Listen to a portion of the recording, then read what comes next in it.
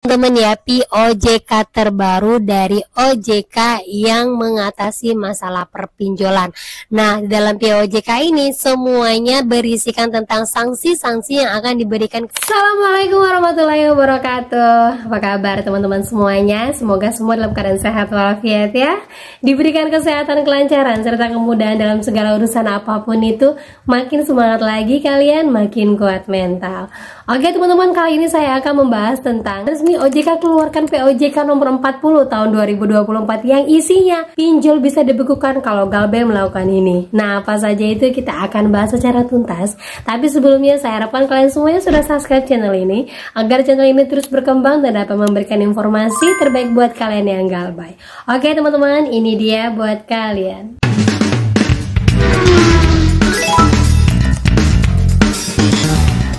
Oke teman-teman semua, sebelumnya saya mau bagikan video yang mana dibagikan ke grup sharing saya, cara seorang ibu atau istri yang menghadapi DC debt collector dan datang ke rumahnya yang menagih kepada dia padahal yang berutang bukan dia.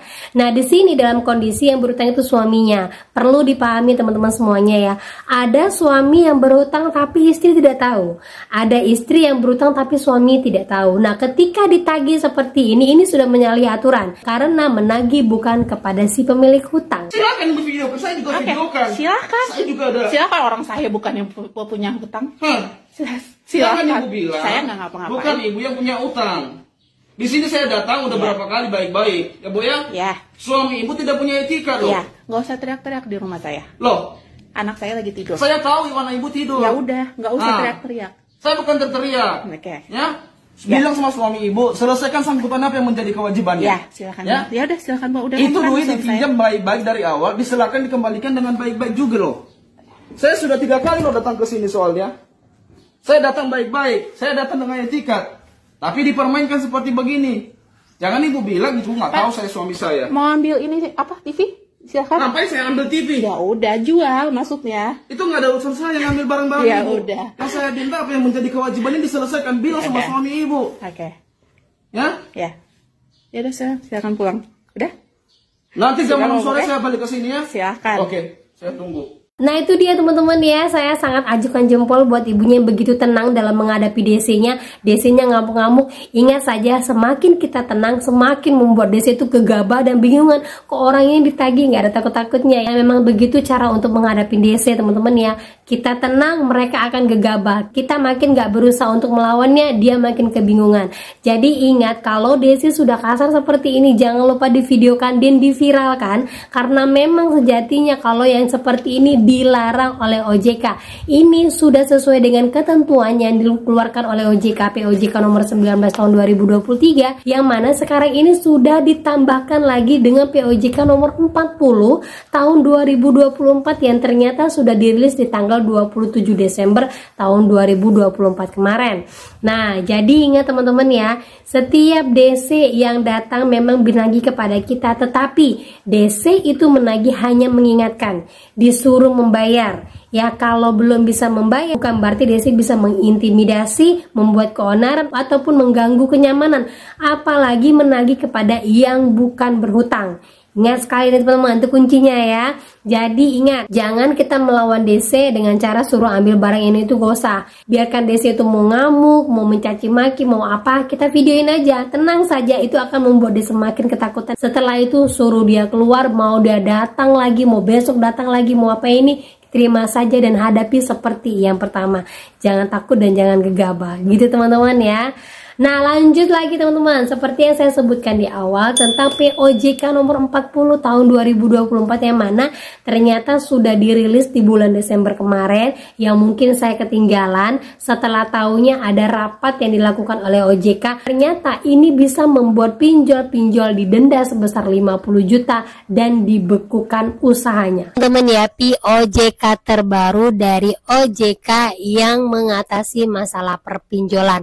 Nah, di dalam dalam POJK ini semuanya berisikan tentang sanksi-sanksi yang akan diberikan kepada lembaga jasa keuangan digital yang mana melanggar ketentuan dari OJK. Nah, POJK 40 ini melengkapi dari POJK nomor 19 tahun 2023 mengenai pengaturan untuk bunga pinjol dan juga pemberlakuan debt collector.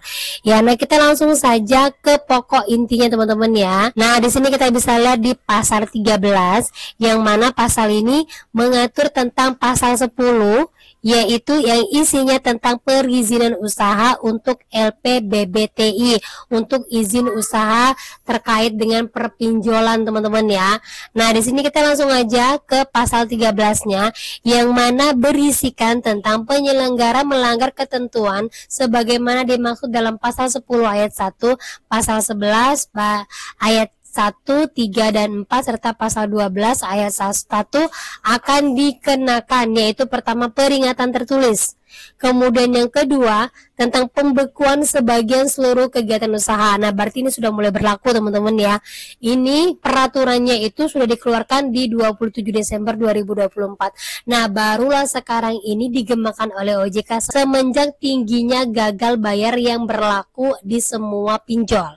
Ya, jadi kita bisa tahu di dalamnya ini ternyata banyak sekali berisikan tentang sanksi-sanksi yang berkaitan dengan peminjaman secara online. Salah satunya itu yang paling naik sekarang adalah pembekuan sebagian atau seluruh usaha apabila pinjol tersebut mengalami gagal bayar terus-menerus di atas 5%. Kemudian lagi, pembatasan kegiatan usaha tertentu, penurunan hasil penilaian tingkat resiko, pembatalan persetujuan, larangan menjadi PSP, direksi, serta dewan komisionis, dan juga denda administrasi. Nah, denda administrasi ini berupa denda tertulis ya, peringatan tertulis.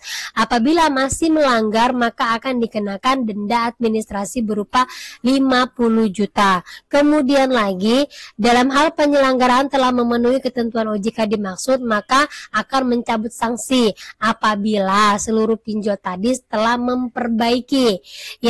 memperbaiki semua ketentuan yang diminta OJK. Apabila melanggar akan diulang lagi dengan peringatan tertulis, kemudian denda paling banyak 50 juta. Nah, denda-denda ini ataupun sanksi-sanksi ini bisa terjadi apabila setiap yang galbay melaporkan semua kelakuan DC, debt collector, seperti yang diterekam ibu-ibu di depan tadi, menagih tanpa kepada di luar dari yang punya utang, kemudian membuat keributan, kemudian membuat keonaran.